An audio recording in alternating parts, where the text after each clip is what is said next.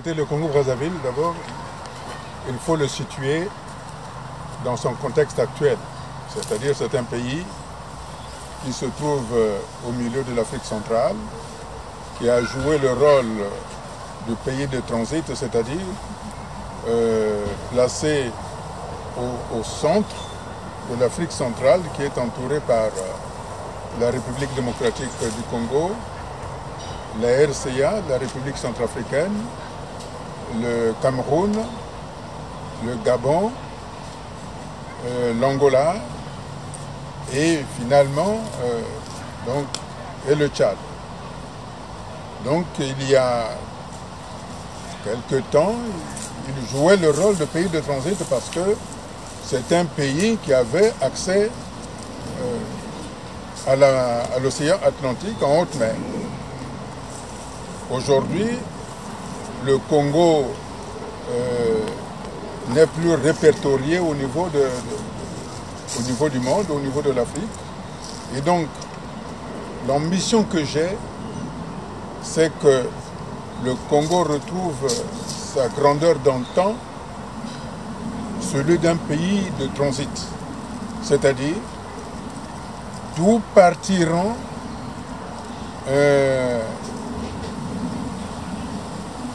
toute la nouvelle vision, la nouvelle infrastructure de l'Afrique. C'est ce que j'ai appelé à un moment donné que le Congo devait être le centre des États-Unis de l'Afrique centrale pour en faire le fer de lance de l'Union africaine. Donc voilà ce à quoi je projette le Congo, où je le projette redevenir le leadership de l'Afrique centrale et le leadership de demain.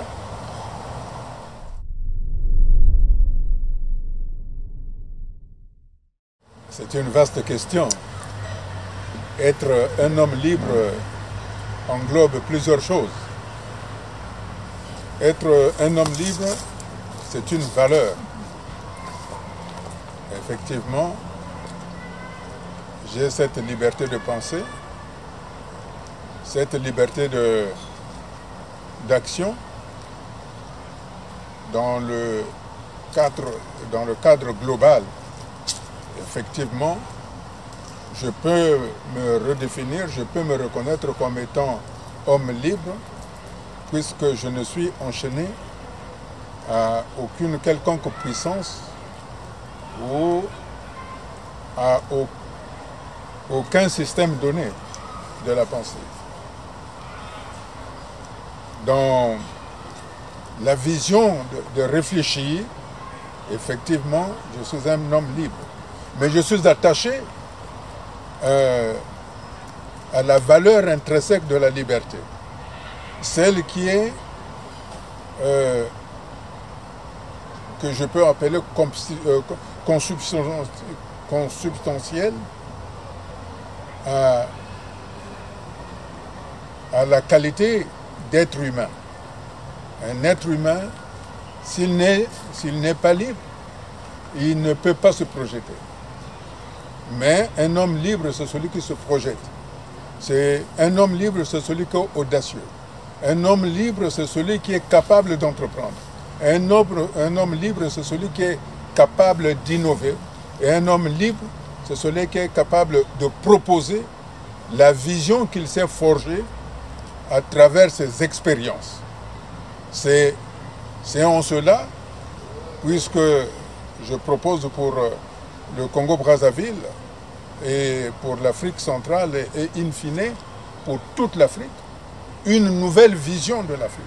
C'est cette liberté-là, cette audace, cette ambition qui est même la définition de la liberté de Modeste Boukadia, celle de proposer, celle de dire, voilà, celle de montrer la voie, la vision. Oui, je peux affirmer clairement que je suis un homme libre, libre dans ma façon de penser, libre dans ma façon de dire, libre dans ma façon de concevoir et libre dans ma façon de proposer.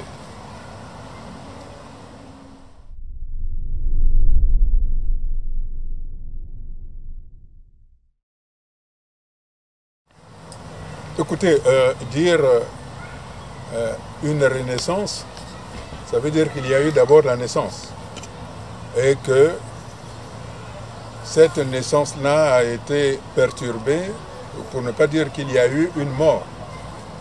Effectivement, le Congo, en l'état actuel, nous pouvons dire qu'il est mort. D'ailleurs, je l'ai intitulé dans un livre où j'ai dit « CJ le Congo-Brazza, Sassou Nguesso m'a tué ». Quand on dit CJ, ça veut dire que la personne est décédée.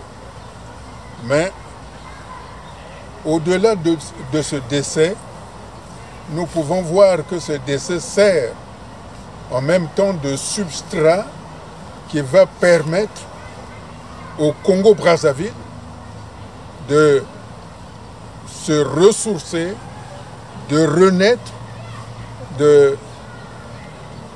comme l'on dit habituellement, de ses cendres.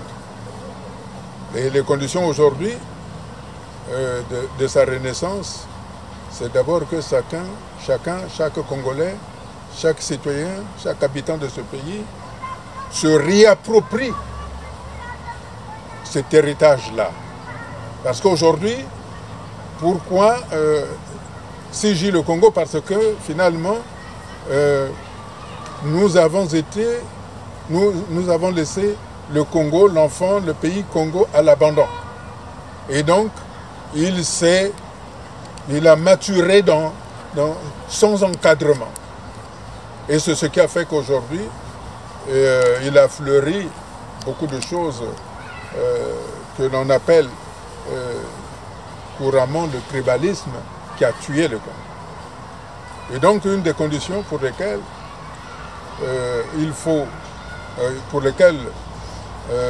pour que le Congo renaisse, est-ce que c'est mettre fin au tribalisme? Je ne pense pas. Parce qu'il ne faut pas que ce soit des discours vains. Un tribalisme ne naît pas parce qu'on le décide. Un tribalisme ne meurt pas parce qu'on le décide. Ce sont les actions, ce sont les actes qui doivent amener petit à petit à ce que le sentiment de tribalisme n'existe plus. Et ce sont ces conditions-là, et les conditions pour que le Congo renaisse, pour que le Congo ne meure pas par son tribalisme, c'est de créer les conditions de création de l'emploi.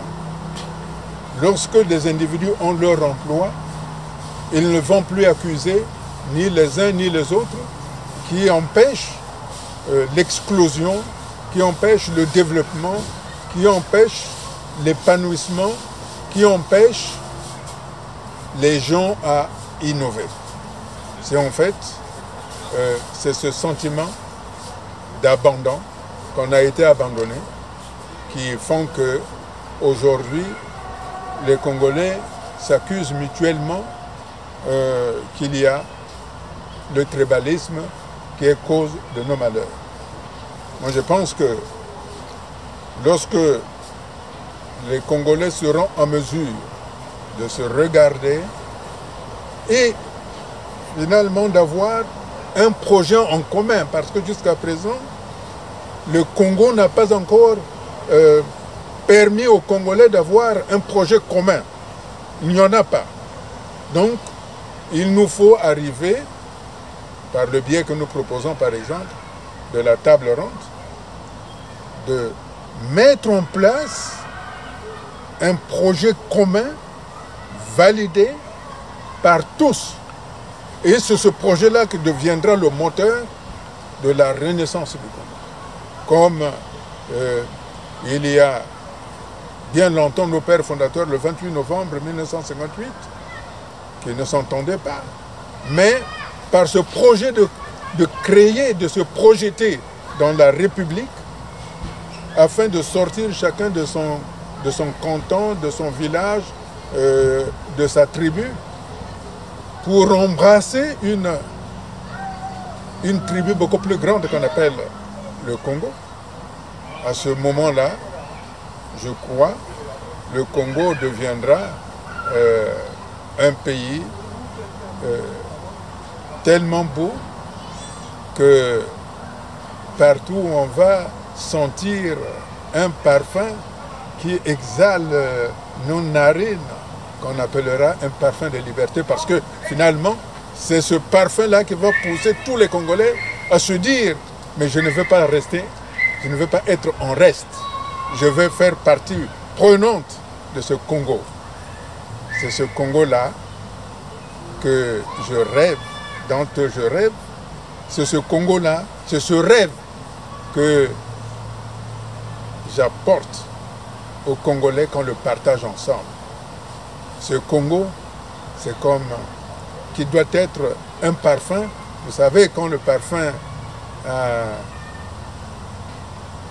vous caresse les narines, on ne peut pas le rejeter.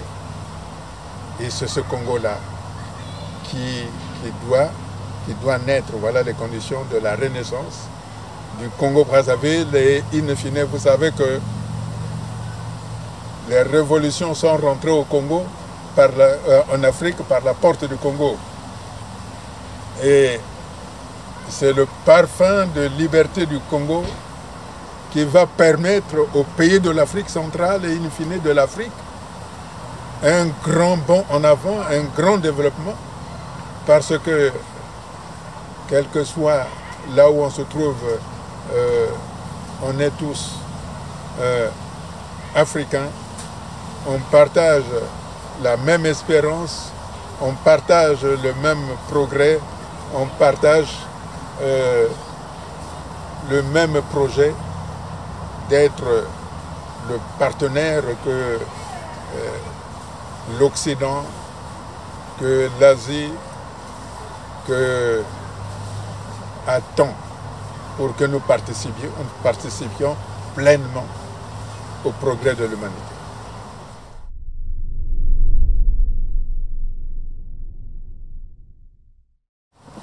Écoutez, la transition que j'appelle de mes voeux, c'est une manière de relancer la machine congolaise. Vous savez qu'aujourd'hui, tout est mort au Congo.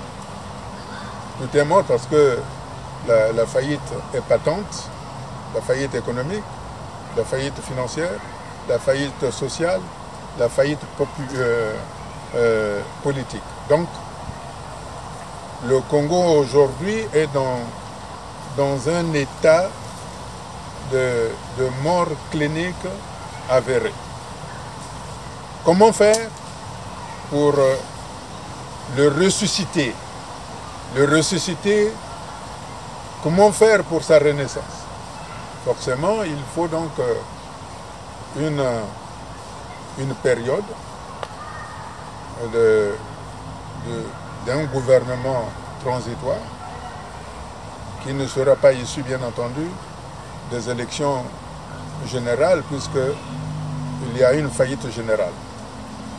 Et avec cette faillite générale, il serait aberrant d'organiser des élections pour mettre en place des structures gouvernementales. C'est pour ça que, par consensus, par dialogue, en commun avec l'ensemble de la classe politique, avec associés à la société civile, aux organisations de défense des droits de l'homme, aux forces de souveraineté, aux personnalités politiques, à la jeunesse, dans un esprit de construction. Ce n'est pas de faire de la critique pour la critique, mais pendant cette période de transition, chaque individu, chaque politique devrait mettre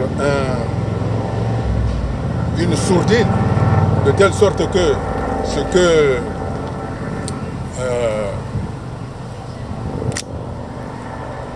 un grand politique que j'admire disait,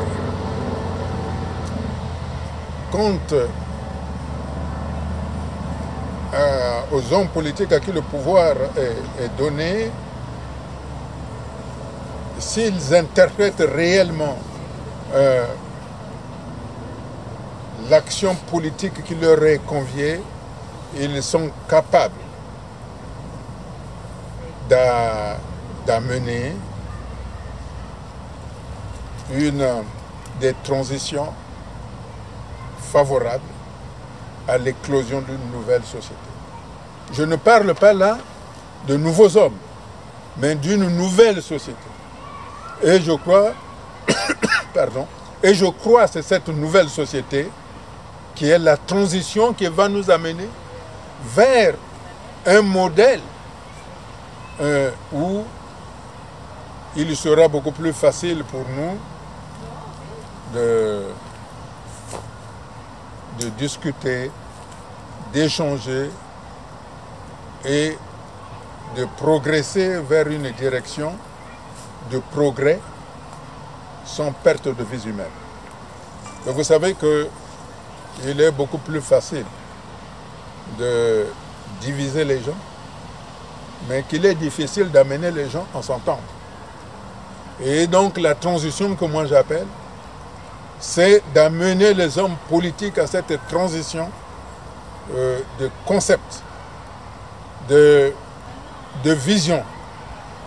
Au lieu d'amener les Congolais à se diviser, comme on appelle, selon la formule, diviser pour mieux régner, mais nous devons, dans la mesure du possible, amener les Congolais à s'entendre, d'avoir une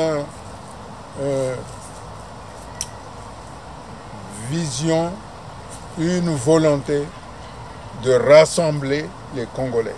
C'est ça cette transition. C'est ça la transition que j'appelle de mes voeux. Et bien évidemment, cette transition-là, il faudra mettre en place des organismes, des organes de l'État. Et comme le disait l'ancien président de l'Assemblée, plutôt du Conseil constitutionnel de la France, M. Jean-Louis Debré, quand il était président, il me disait ceci en me pointant du doigt: Modeste, il n'y a pas de difficulté chez vous. La seule chose qui vous manque, c'est l'État. Mettez l'État en place et vous verrez que vous n'avez pas de problème. C'est cette transition que je propose. C'est cette transition à laquelle j'invite tous les Congolais à s'y investir.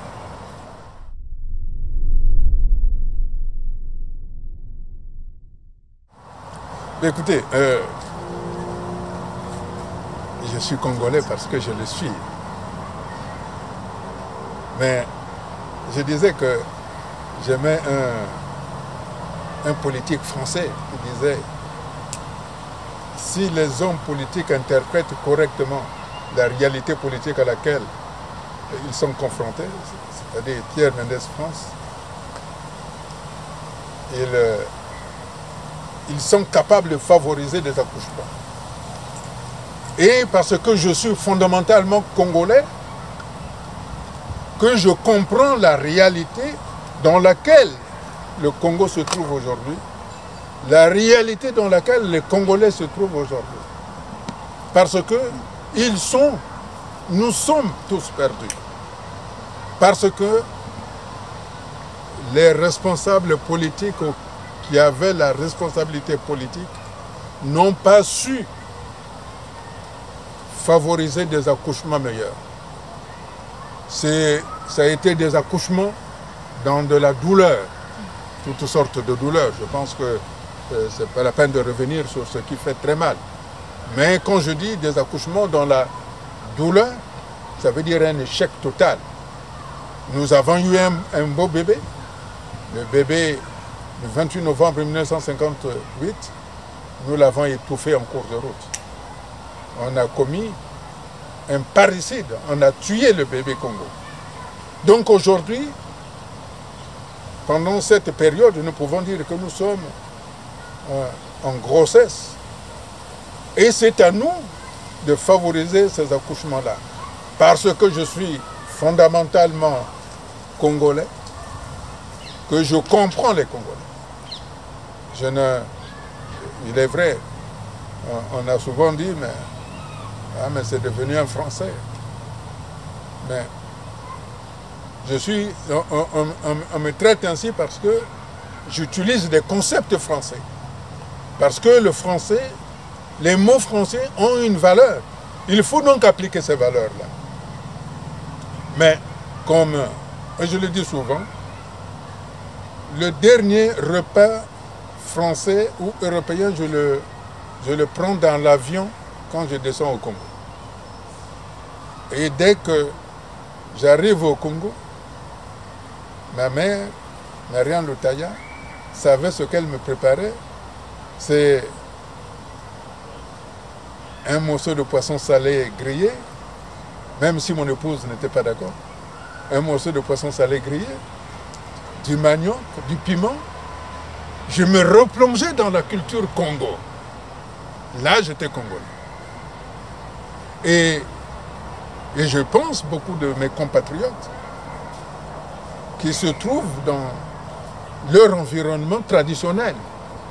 Je dis traditionnel, caractéristique de ces traditions multiples qui constituent la culture congolaise, celle lorsque nous étions jeunes, lorsque il y avait la fête, la quinzaine, ça s'appelait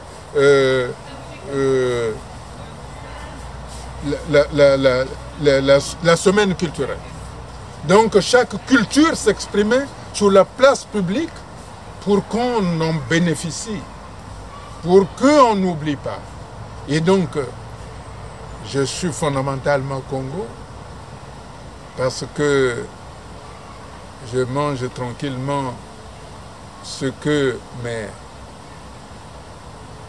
les pères de mes pères mangeaient. Je fais ce que les pères de mes pères faisaient.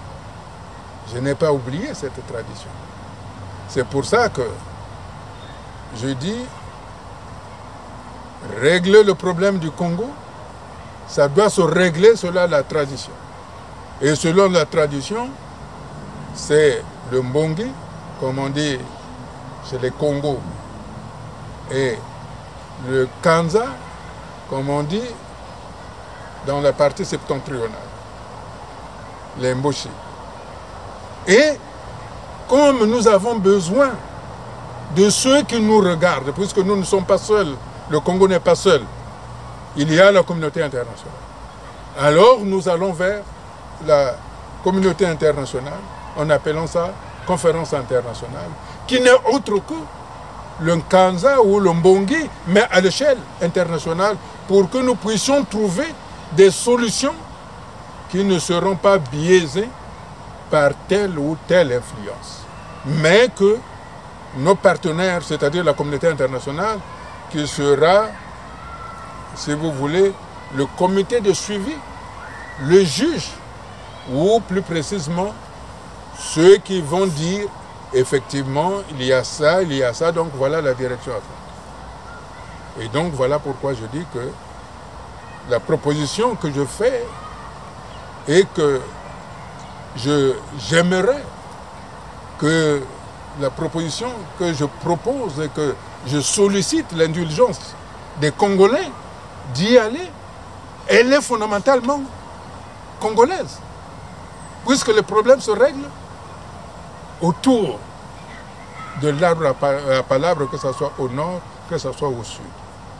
Voilà pourquoi, fondamentalement congolais, j'appelle à la conférence internationale.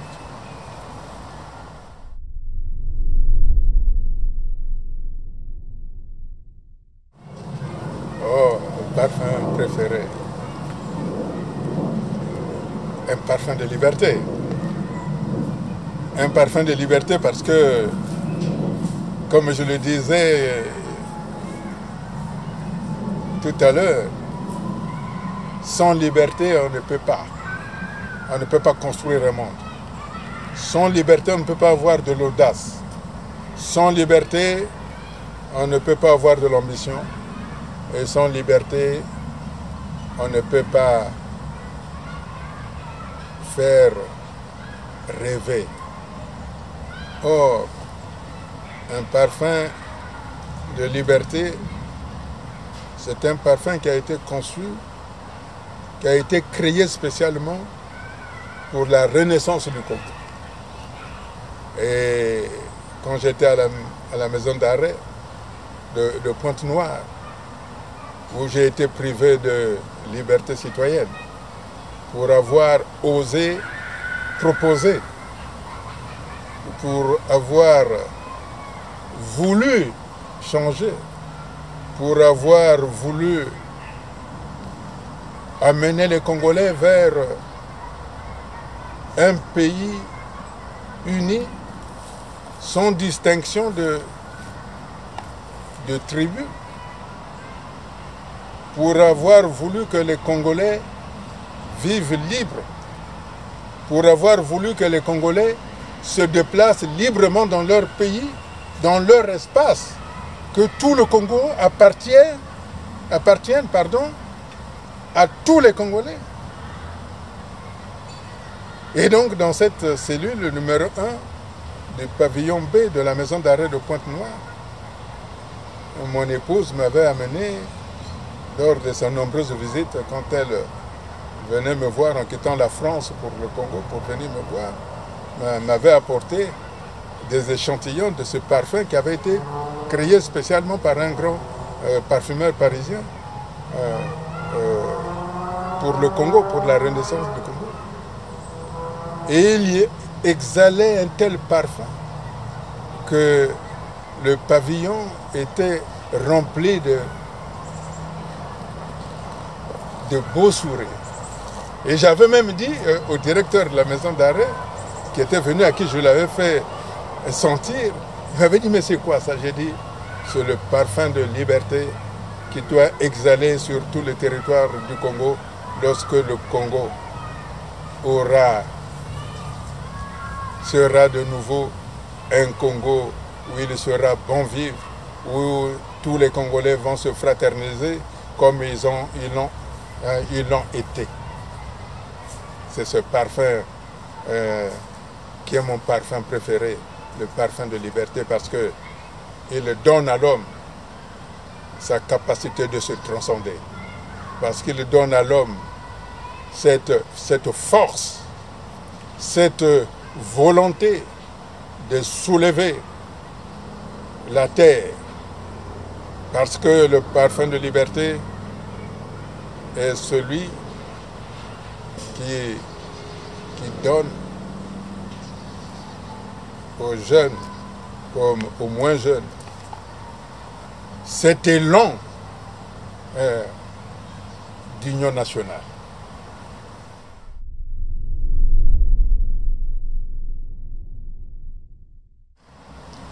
Le terme mission est assez prétentieux. Mais le 15 janvier 2016, quand j'étais arrêté, et lorsqu'on m'a transféré à la maison d'arrêt de Pointe-Noire, j'ai été reçu par des officiers généraux et supérieurs. Et lorsqu'un officier supérieur, un colonel, dont je me permets de taire le nom, m'avait dit, mais Monsieur le Président, c'est peut-être une nécessité que vous fassiez la prison pour que vous présidiez aux destinées de ce pays. Ma réponse a été, je ne suis pas venu ici pour être président de la République. Je suis venu pour changer ce pays. Je suis venu pour que dans ce pays, on n'emprisonne pas les gens n'importe comment. Pour que dans ce pays, on ne tue pas les gens n'importe comment. Parce qu'ils n'appartiennent pas dans tel groupe ou tel autre groupe. Ce n'est pas le fait d'être président qui compte. C'est le fait de changer le pays. Voilà ce que j'avais dit le 15 janvier 2016, avant qu'on m'enferme dans ma cellule. Et plus précisément, le jour du Brexit, le directeur de la maison d'arrêt, le jour du Brexit de la Grande-Bretagne, donc, il est venu me chercher en disant « Monsieur le Président, on va faire la promenade ». Donc, il m'a accompagné. On avait fait 10 tours de la maison d'arrêt, comme je ne sortais presque pas. Donc. Et à la fin de ces 10 tours, il me pose la question. Il me dit « Monsieur le Président, vous savez que la Grande-Bretagne a dit oui au Brexit. Qu'est-ce que vous en pensez ?» Je lui ai dit, monsieur le directeur, permettez-moi de ne pas répondre à cette question, ce n'est pas l'ordre du jour dans ma tête. Dans ma tête, ce qui est à l'ordre du jour, c'est le devenir du Congo. Alors le directeur me dit, suivez-moi dans mon bureau. Je note, ce n'est pas le directeur, ce n'est pas celui qui m'a torturé. C'est celui qui était là. Hein, c'est le précédent, qui était beaucoup plus humain. Il avait sa façon d'être, de procéder par rapport à l'autre qui était beaucoup plus brutal. Il m'a amené dans son bureau, il m'a fait asseoir, il m'avait posé la question, « Monsieur le Président, qui êtes-vous » Alors j'ai répondu, « Monsieur le directeur, vous savez qui je suis. J'ai fait mes études primaires à l'école 3 francs de Bakongo, le collège Mafa Virgile, puis le lycée Savonneau de Brazza, et puis la faculté des sciences. Et puis je suis allé en France, où j'étais à l'université d'Orsay, où j'ai fait la neurophysiologie, et puis je suis allé à Toulouse, à l'université Paul Sabatier de Toulouse, plus précisément à l'Institut de physiologie qui se trouvait l'avenue de Narbonne, où j'ai fait l'endocrinologie. Non, c'est pas de ça dont je parle. Mais m'arrête-t-il. Qui êtes-vous? J'ai dit, mais je suis celui que vous dites. Il dit non. Et là, il me dit, je cite, le directeur de la maison d'arrêt, celui qui m'avait accueilli quand le 15 janvier 2016. Ce n'est pas celui qui m'a torturé, le précédent. Il me dit, vous savez ce que vous avez fait, c'est courageux. Vous saviez qu'on allait vous arrêter. Et vous êtes quand même venu. Je dis oui. Vous savez pourquoi? Je dis non. Je sais que le Congo doit changer. Et le directeur de la maison d'arrêt, qui est Mboshi Doyo, je précise, qui me dit, vous êtes peut-être un grand initié qu'on nous a envoyé pour changer le Congo. Parce que ce que vous avez fait, personne ne peut le faire au monde. Et je lui ai dit, c'est vous qui le dites, monsieur le directeur, et vous assumez la responsabilité de ce que vous dites. S'il vous plaît, ramenez-moi dans ma cellule. Le directeur s'est levé, je me suis levé, il a appelé 2 gendarmes en disant, accompagnez le président, il me disait toujours monsieur le président, appelez monsieur le président, accompagnez monsieur le président dans sa cellule. Je l'ai remercié. Et puis, au moment où je sors, il interpelle un des gendarmes amenez une collation pour Monsieur le Président. C'est moi qui le lui offre. Mais faites tout pour que lui-même se serve dans son verre. J'avais un verre en plastique, parce que les verres ne sont pas autorisés. Un grand verre en plastique. Et c'est là où j'ai versé la collation, pour ne pas le citer, donc une bière, une Heineken. J'ai versé la Heineken dans mon verre. Et je suis allé dans ma cellule. Et là, j'ai savouré cette bière en présence de moi-même, en me disant, mais pourquoi monsieur le directeur m'a-t-il dit tout ça?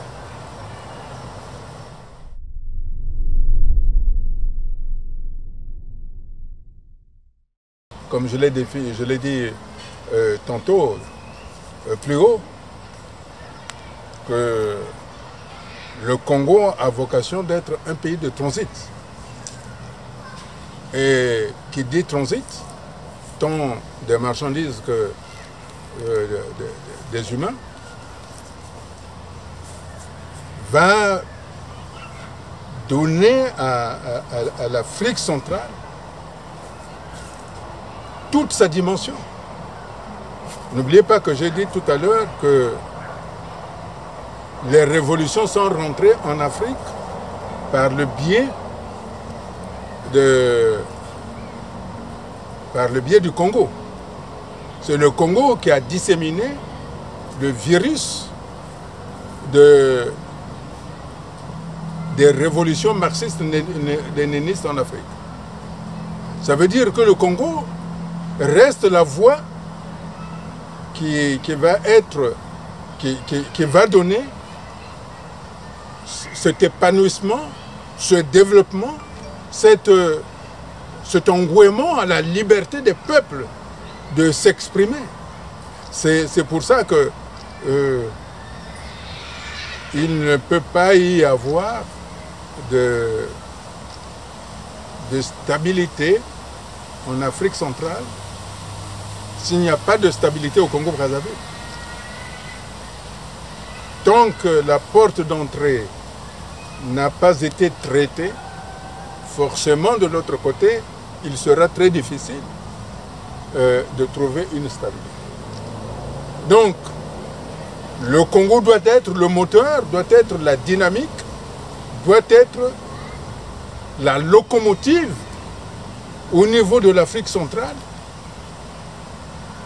de pousser les peuples vers l'émancipation. Si le Congo n'a pas trouvé sa voie naturelle, celle d'un pays de transit, il est difficile pour l'Afrique centrale de s'en sortir. Puisqu'il ne faut pas oublier qu'il faut sortir du cadre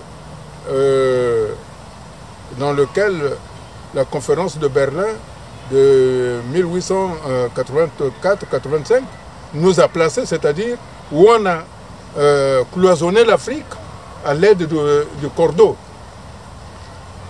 On peut dire qu'au niveau du Congo, il y a tout le soubassement de la population africaine.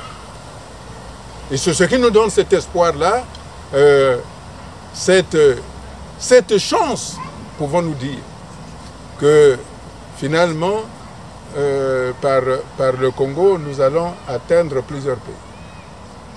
C'est ainsi que, quand j'étais candidat en 2009, voyons ce que je souhaitais pour le Congo, ce que je proposais pour le Congo. Sachant que le Congo est un pays de transit et que toutes les marchandises à l'époque de l'UDEAC passaient par le Congo pour la ville portuaire de Pointe-Noire, qui est bordée par l'océan Atlantique, et sachant que le port de Pointe-Noire est un port en eau profonde, c'est-à-dire qui permet les bateaux d'aller directement en haute mer pour tous tous les continents. C'est pour ça que j'avais proposé des grands travaux, notamment le grand barrage de Sounda, ou qu'on appelle encore le barrage de Kouilou. Le premier barrage qui avait été proposé par le président Youlou, mais qui jusqu'à présent, qui devait être construit par la France, par l'Allemagne et par les États-Unis. Et jusqu'à présent, ce barrage était tellement une promesse pour l'Afrique que lorsque les révolutionnaires sont venus, on n'en a plus jamais entendu parler. Et donc en 2009, j'ai reproposé ce projet, comme j'ai proposé le port de Pointe-Noire pour qu'il devienne le plus grand port de l'océan Atlantique du côté Afrique. Et j'ai proposé également des lignes de chemin de fer qui quittent donc Pointe-Noire pour Brazzaville, et Brazzaville à Ifondo dans la Likwala, c'est-à-dire presque à la frontière et du Tchad et du Centrafrique. Et enfin, j'avais proposé deux ponts autoroutiers sur le fleuve Congo. Un pont ferroviaire et un pont auto pour les automobiles et les piétons. Parce que quand il va y avoir ces deux pays faire un bloc, forcément il va amener tous les pays de l'Afrique centrale dans une dynamique de développement. Voilà pourquoi je dis que le Congo-Brazzaville a un rôle essentiel en Afrique centrale. Et les premiers partenaires du Congo-Brazzaville doivent le comprendre aujourd'hui, surtout dans cette période où nous sommes dans une récession globalisée. Une récession globalisée qui finalement s'est accélérée avec la crise sanitaire. C'est pour ça que je pense qu'aujourd'hui, le Congo a son rôle au niveau de l'Afrique centrale et l'Afrique centrale au niveau de l'Afrique tout entière. Voilà ce que je pense que l'Afrique, le Congo en particulier, a un atout, c'est qu'il se trouve dans une position géostratégique qui en fait un atout majeur pour son développement, un atout majeur pour ses populations, un atout majeur pour sa biodiversité. Voilà pourquoi je dis que le Congo, qui a d'un côté, vous savez qu'il est au centre du bassin du Congo, qui est le deuxième poumon du monde. Voilà ce que je peux dire, que le Congo est la voie.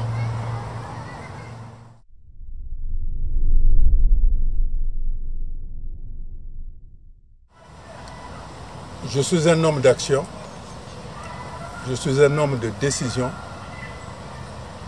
et je suis un homme de principe. Un homme d'action parce que il faut cesser avec la politique de bilan. Mais il faut aller vers cette politique qui permet à un responsable politique de prendre la décision qui convienne pour que les choses aillent bien, mais de la manière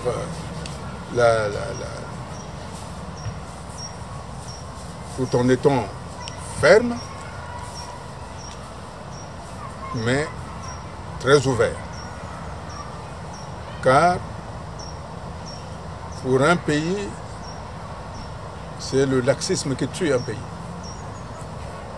Il faut donc avoir cette fermeté d'action, cette fermeté de décision. Mais de l'action juste, de l'action profitable, de l'action nécessaire pour que les choses s'accomplissent, pour que les choses se fassent. C'est de ça ce que j'appelle, je suis un homme d'action, un homme de décision. Vous voyez, par exemple, nous avons parlé des freins qui font qu'il n'y ait pas de renaissance du Congo. Qu'est-ce qui a fait que le Congo, nous avons abandonné le Congo jusqu'à ce qu'il meure? Parce qu'il n'y a pas eu de bonnes décisions, il n'y a pas eu de bonnes actions. Des actions pour l'intérêt collectif. Je prends ce que les gens sont en train de dénoncer à longueur de journée. Le tribalisme. Le tribalisme se manifeste par des faits ou par des mots. La décision, prendre une loi pour punir ceux qui prononcent, qui ont des actes tentant à incriminer les gens en fonction de telle ou telle réalité régionale ou ethnique. Et moi, je suis sûr que si on prend des actions comme ça, des gens qui ont tendance à dénigrer les gens par rapport à certaines origines, ils ne le feront plus. C'est des choses simples, mais qu'il faut prendre, qu'on ne peut pas banaliser. Voilà pourquoi je dis que je suis un homme d'action, je suis un homme de décision et je suis un homme d'engagement. D'engagement parce que sans engagement, on se trahit. C'est le fait d'être un homme d'engagement parce qu'on a cette liberté d'agir et de faire. Voilà ce que je peux répondre à cette question qui est très ambiguë du reste. Parce que qu'est-ce que être un homme de pouvoir? Avoir le pouvoir pour bénéficier de tel, de ça ou de ça. C'est pas ça. Aujourd'hui, ceux qui disent « Moi je suis du pouvoir », mais de quel pouvoir êtes-vous? Celui de la destruction du pays? C'est ça. Non. Il faut être... Je ne prends pas non plus la formule tant usitée chez des politiciens africains ou congolais. L'homme aux actions concrètes, il n'y en a pas. Il faut savoir prendre des décisions qui vont dans le sens de ce que je disais, comme les pères fondateurs du Congo, ou comme le président Massamba Deba ou le président Fulbert Yulu, ou Ngouabi, le président Ngouabi, qui ont pris des décisions, quoique il y a certaines décisions qui sont à déplorer. Mais par exemple, le président Fulbert Yulu avait pris des décisions de construire, disons, l'actuel, les plus grandes infrastructures d'aujourd'hui, c'était le président Yulu. Et les usines que les autres ont laissées à l'abandon, c'est le président Massamba Deba. Ça, c'est des décisions. Ils peuvent dire qu'ils ont exercé le pouvoir régalien. Mais dire que je suis du pouvoir parce que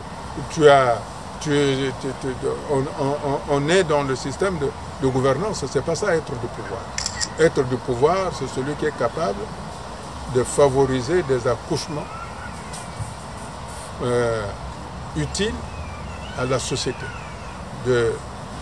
d'amener à des accouchements meilleurs pour que le Congo d'hier ne soit plus le Congo d'aujourd'hui et que les accouchements dont nous sommes porteurs changeront le visage du Congo. Dans ce cadre-là, oui, je suis un homme de pouvoir.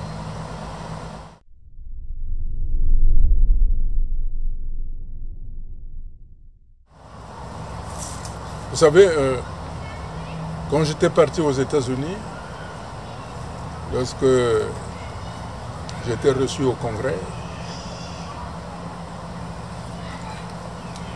à l'issue de cette audition au Congrès, j'ai été interviewé par le Washington Post, et le journaliste qui m'avait interviewé, il m'a dit, mais vous êtes comme Nelson Mandela, votre histoire, il faudra en faire un film.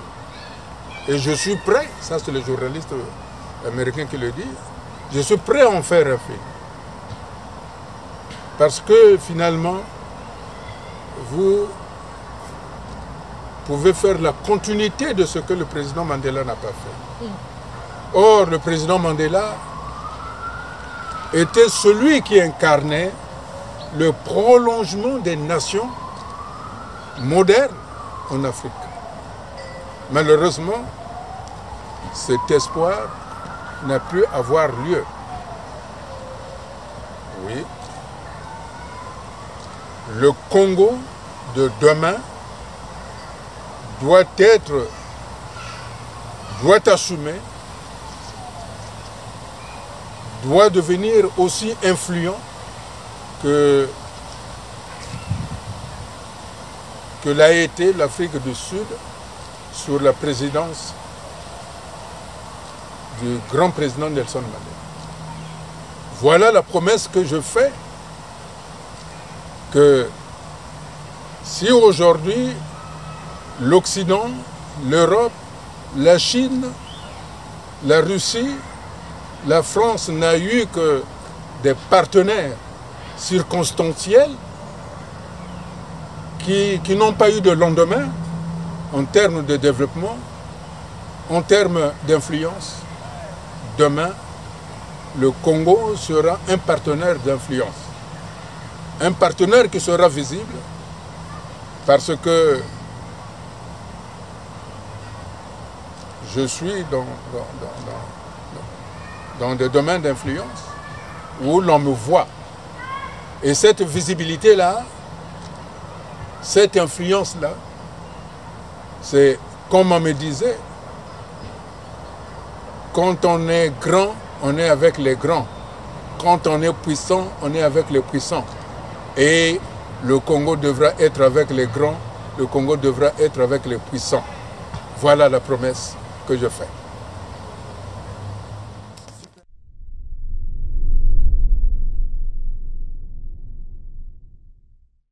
Vous savez, c'est la plus grande richesse que nous avons au Congo. Une population jeune à 65%. Et c'est la première richesse du Congo. C'est la jeunesse. Suivie de notre territoire, de notre environnement, de nos cours d'eau. Mais cette jeunesse-là, c'est celle qui va construire avec moi le Congo de demain. Parce que c'est par eux qui va s'exprimer la liberté que confère ce parfum de liberté. Eux, ils seront en mesure de saisir ce que ça veut dire. Eux, les jeunes, et bien entendu, il faut bien noter, quand on entend par la jeunesse congolaise, nous entendons celle qui est restée au pays, qui souffre, qui est en train de se débattre, mais qui n'a jamais perdu espoir, qui dit que demain, eux, ils ont la réalité du terrain, ils ont la souffrance du terrain, et cette expérience-là, ces souffrances-là, leur confèrent des rêves que les jeunes qui sont à l'extérieur n'ont pas. Mais les jeunes qui sont à l'extérieur aussi ont une expérience. Et c'est l'union de ces deux expériences, de cette jeunesse, une, mais en même temps multiple, qui fera que demain, pour prendre l'expression d'ici, ça sera cette jeunesse qui sera les premiers de cordée. Voilà pourquoi je dis que pour la jeunesse, nous allons mettre tout en œuvre. Je disais qu'il est beaucoup plus facile de prendre des armes, mais que de volonté, que de fort, d'amener les gens à s'asseoir. C'est ça l'homme fort. Et un homme fort, c'est celui qui a étudié, qui a appris. Donc il nous faut donner, il nous faut mettre à disposition de ces jeunes les structures indispensables pour qu'ils mettent à profit leurs rêves, leur innovation, leur construction. C'est cette jeunesse-là qui va nous proposer en disant « Voilà le monde dans lequel nous allons vivre ». C'est quel héritage devons-nous leur donner? Disons, quelle jeunesse devons-nous laisser pour que cette jeunesse-là fasse notre Congo, fasse notre monde? Et je pense que si on leur donne les outils indispensables, l'éducation, la formation professionnelle, la créativité, un certain nombre de choses. Par exemple, aujourd'hui tout le monde joue au football, mais le football n'est pas un élément qui permette à des individus d'être ensemble. Si par exemple nous favorisons le tennis ou la boxe, quand un tennisman congolais sera à un niveau international, à ce moment-là, tous les Congolais seront derrière ce Congolais-là. C'est parce que nous aurons permis à cette jeunesse congolaise de s'abreuver à la source de l'innovation qui est le parfum de liberté.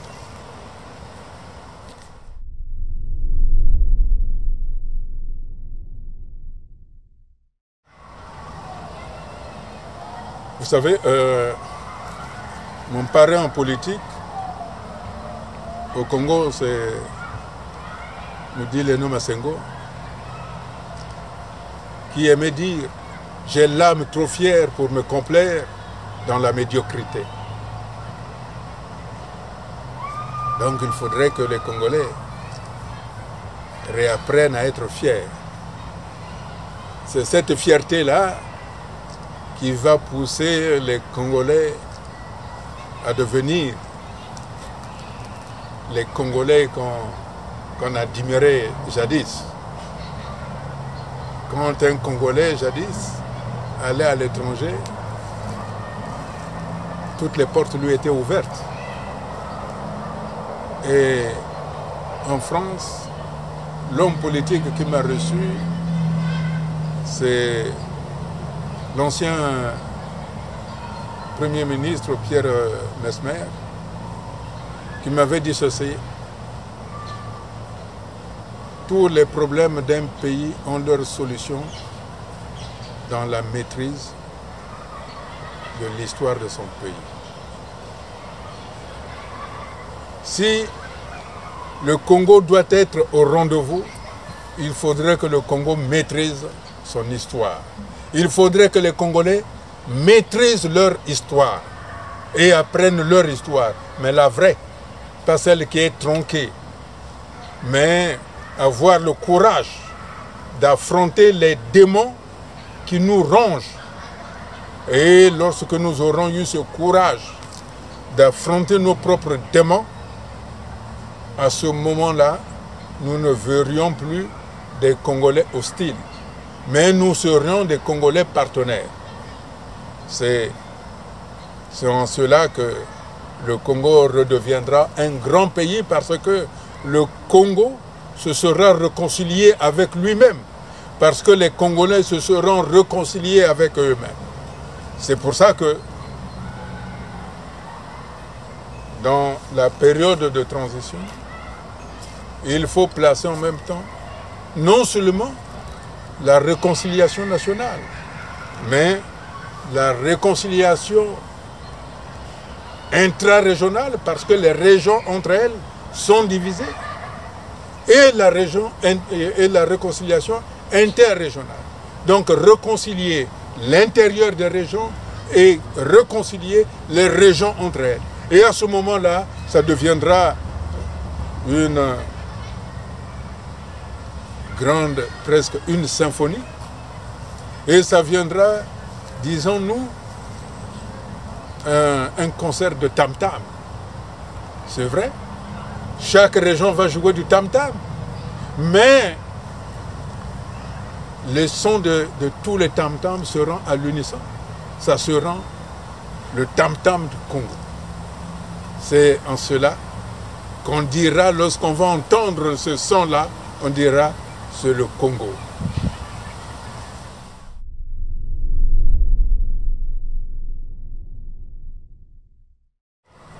Vous savez, il y a d'abord la nation. Et la démocratie et la République s'expriment au sein d'une nation. C'est vrai qu'on peut aller à la facilité, profitant du 150e anniversaire de la déclaration, de la proclamation de la République française, puisque le Congo est devenu une république par tradition à la France.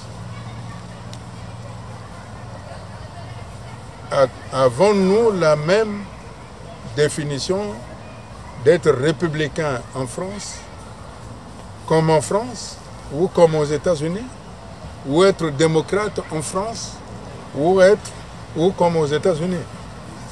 En réalité,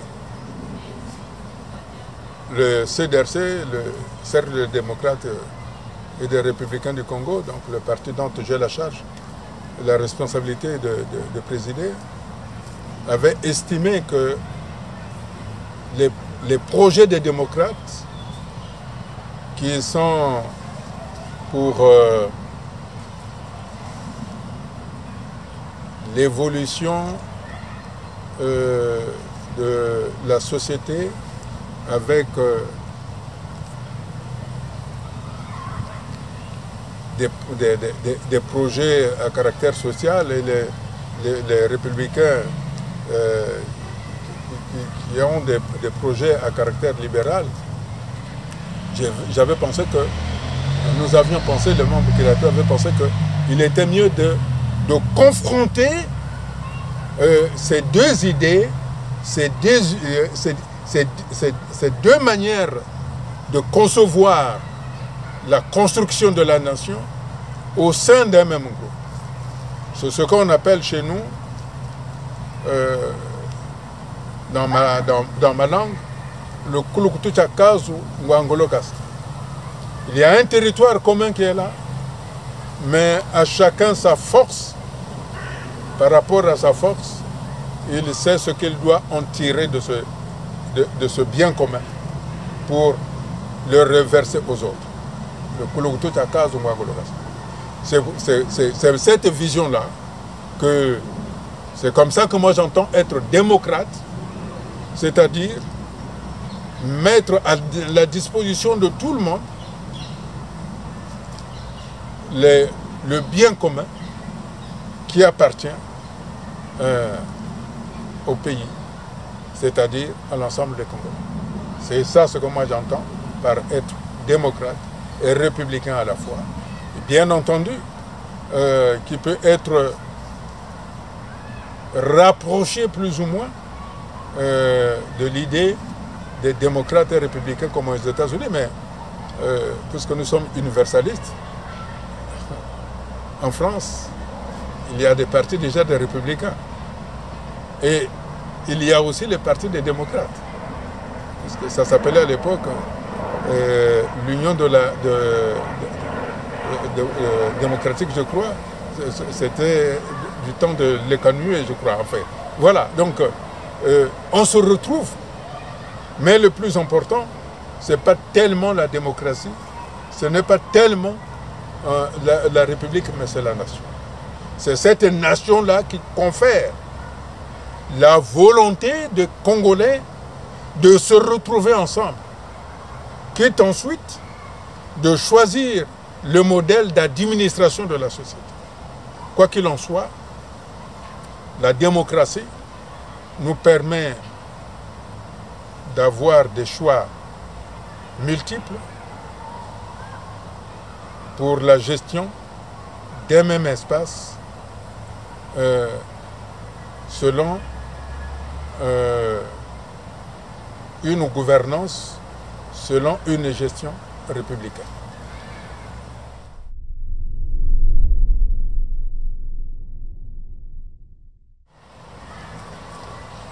Déjà,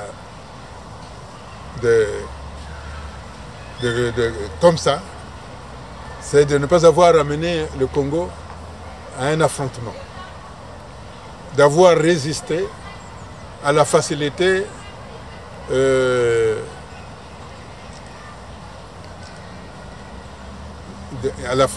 coup d'État, à la facilité de division des Congolais. Ce dont je serais le plus heureux, c'est d'amener les Congolais sur les traces des pères fondateurs, d'être parmi ceux-là qui auront permis des accouchements majeurs, sans douleur, à la réalisation, à l'avènement de la nation. Ça, c'est le rêve secret que je caresse. Repartir à la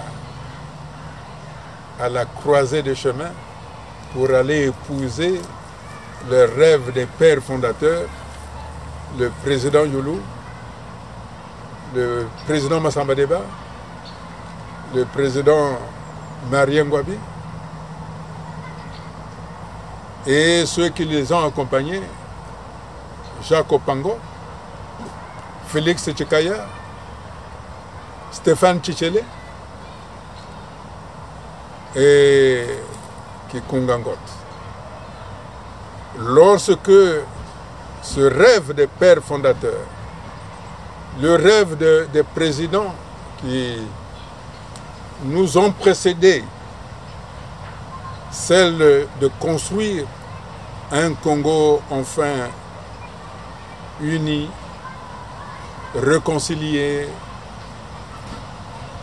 qui s'est retrouvé pour proclamer au haut fort ce jour le soleil s'est levé et le Congo resplendit parce que on attendra l'éclat de rire des enfants. C'est ce moment-là, lorsque j'aurai entendu l'éclat de rire des enfants, alors je pourrais dire,